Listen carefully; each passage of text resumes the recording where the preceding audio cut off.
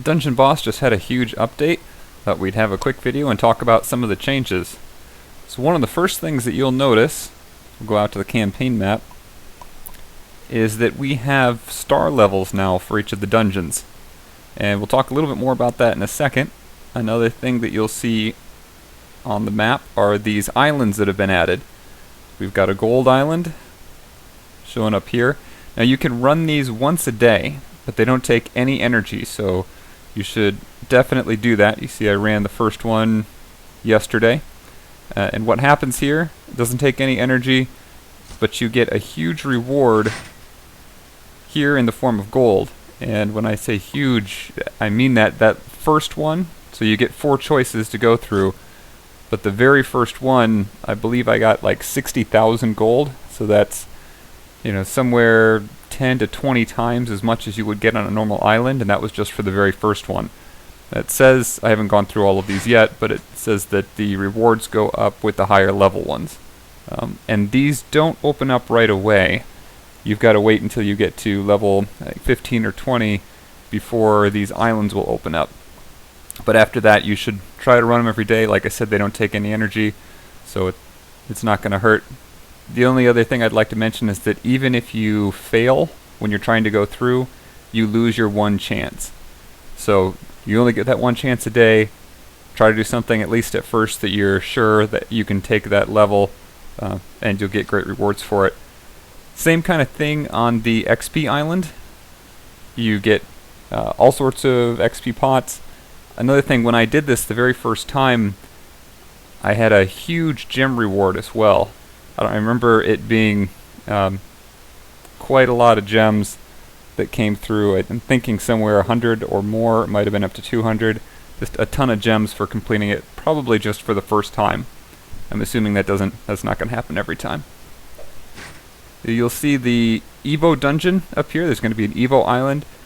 And from what I've read online, it looks like that's going to be a Monday through Friday event, with each one of those days corresponding to a different element.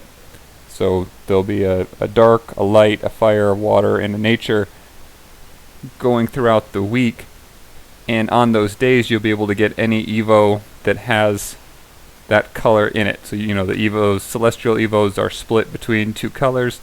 So any one that has one of the 2 colors will be on that day, which means for any given Evo, you've got 2 days a week you can farm for it. I'm assuming it will also be a once a day thing, but from what they wrote on their update, it looks like there's going to be a very high chance of getting the Evo on that day, or getting at least one of the Celestial Evos. Okay, so let's look at this 3-starring. The big thing for 3-starring, the only real requirement is that you know, it's not speed, it's not time, it's not anything like that. It's just that none of your characters die throughout the time. So it's not related to finishing with your full party, but if even one of them dies, so I've got one here for Alchemy Lab 3, where I've only got a 2-star, that means one of my characters died and I brought him back to life. So you want to try to get that 3-star, and what that means for the normal dungeons, let's look over here. I don't think it'll work on those specialty dungeons. Try to find one where I've already done it. There we go. So there's a 3-star, and you can see I already got the hero token for today. When I go in here, I've got this quick loot button. There's a lot of confusion with this. You can see it come up on the chat all the time. You can see these keys in the upper right hand corner. I've got a key symbol and then, or a little icon, and the number 8 next to it. So I currently have 8 of these loot keys. And so I can press quick loot, and using 1 key and 5 energy, I can get all the loot that's in this dungeon without actually having to go through it. So let's do that real quick. Press the button, it uses both the things, and we get this bronze chest with some stuff in it, and we got an Evo from it as well, which is great. So if you're trying to farm for a certain Evo, especially, you know, higher levels or Celestial Evos, this probably wouldn't be a bad way. I'm probably just going to save up my keys for a while, see if there's a better use for them. I'm assuming the best use might be when they have those double or triple chance Evo events. that then you could farm the appropriate level just using keys.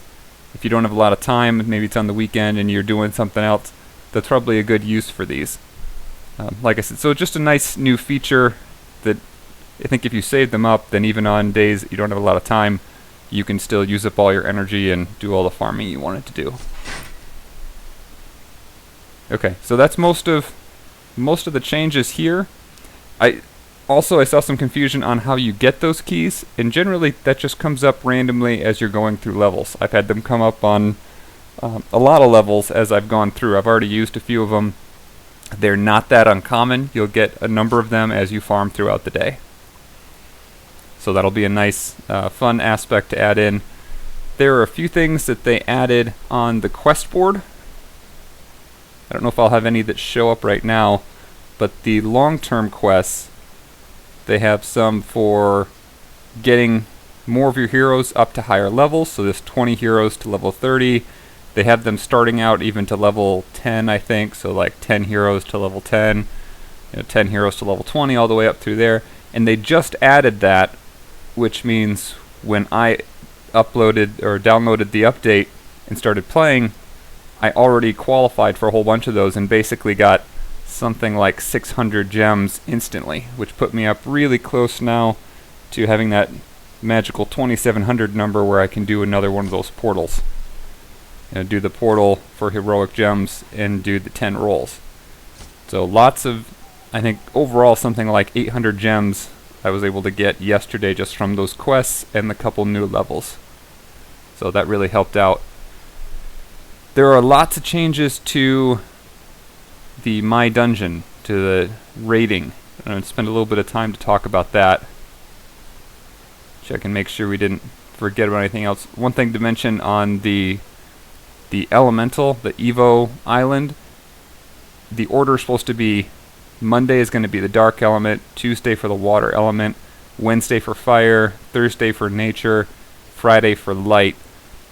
One of the things I'm wondering when they did this, so they made it a weekly thing, I think possibly partly to balance out their weekend events that they have, and I think you can tell that the gameplay time goes way up on the weekend. So they may be trying to even that out a little bit, keep players engaged during the week. Alright, so let's talk about maybe one of the most important aspects, and that's the changes to the My Dungeon.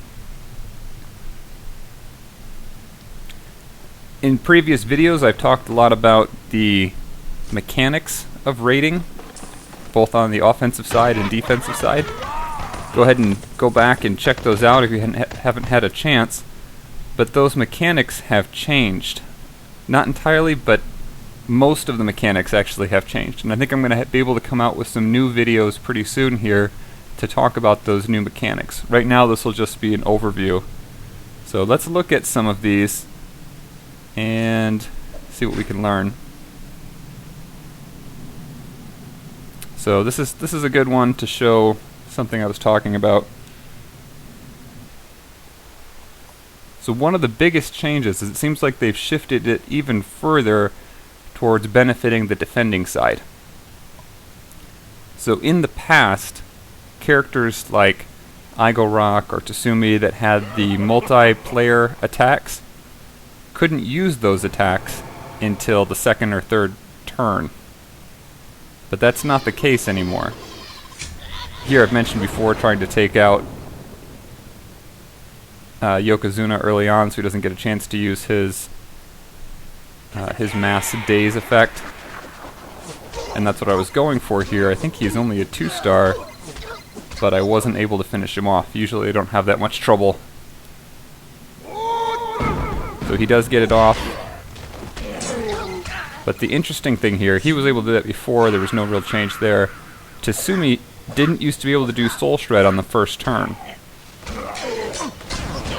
And what I've noticed is that it's actually possible for...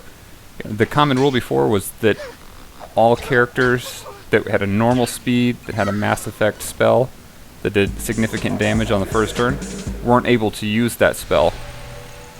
Let's speed this up a little bit. But that's changed.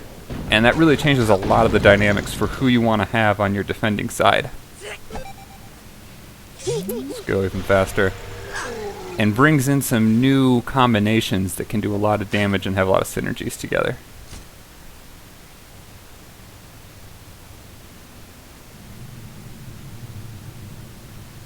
So I don't know why they cut that one off. Let's go back real quick. Is that the one? Okay. It may have been that I just gave up at that point. That may have been the first time that I saw Tsumi using that on the first time. So it changes your goals, it changes your offensive team, it changes your defensive team, and being surprised like that, it's no wonder that I couldn't win, and I knew I needed to make some changes to the team going forward. One thing that it means is that a fast team is going to be even more valuable. There's also some other characters, and I had one of them that I fought against that did really well. Here's one that become more valuable as well. So a fast team would allow you to get out in front of all those normal speed characters, multi-person attacks. So before IGOROK has a chance to go, before Yokozuna, and specifically here I want to watch Bovus El Doro. His multi-person attack, if you remember, here, so Polar Pounding on the very first turn, that can be devastating. Luckily it didn't hit all of us. Stampede, though, takes an energy away, and so that makes a huge difference. My IGOROK here on the left wasn't able to use Polar Pounding on the first turn because of that energy reduction. And I think that makes Bovus El Doro incredibly powerful now. Much more powerful than he was before. So that the only weakness for a team like this is going to be a fast team that could take him out ahead of time. So I had a pretty hard time with this battle. The only thing that was going in my favor was that I had a significant level bonus above this group. And again, part of that was just trying to learn the new dynamics. So there, my Tsumi had taken some hits and had fairly low health, and so he had a huge bonus and we were able to finish him off. So we'll be done with that. So those are really big changes, and I think it'll take a while to figure out all the new kind of synergies and things. Bovus El Doro is definitely going to be a part of that now that he can use his first multi-person attack and push all those other strong attacks back one turn. Other groups that are probably going to be much more valuable. You know, IGOROK was already really powerful, but he couldn't use Polar Pounding till the third turn. Now he can use it on the very first turn. I think that makes him a definite candidate for defense. Before it was kind of on the borderline. Other ones. Let's take a look back at the other heroes. Another character I had been interested in previously, but hadn't started including yet, and he's very low level for me. Selwyn the Enduring. So his ability, this Northern Gale, is very much like Polar Pounding. It does have a long, cooldown. That doesn't matter so much, you're only going to use it one time anyway. But the idea is, if I'm on the offensive team and I see IGOROK's on there, you could put a fast team together that could take him out before he gets a chance to go. But if you have two characters there that can do mass effect, freezing the entire team, it's going to be really hard to take both of them out in the first turn.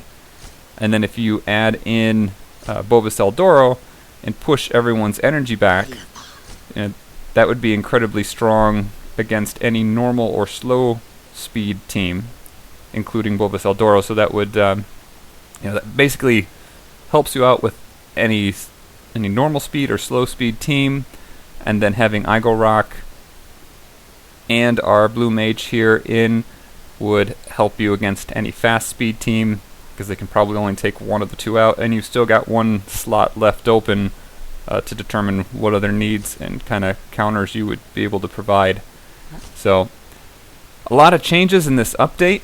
I wanted to get out something quickly so we could start kind of discussion on any new strategy or new things that this might cause. As always, I hope you enjoyed it, and leave a comment or question if there's anything else you want to hear about. Thanks again.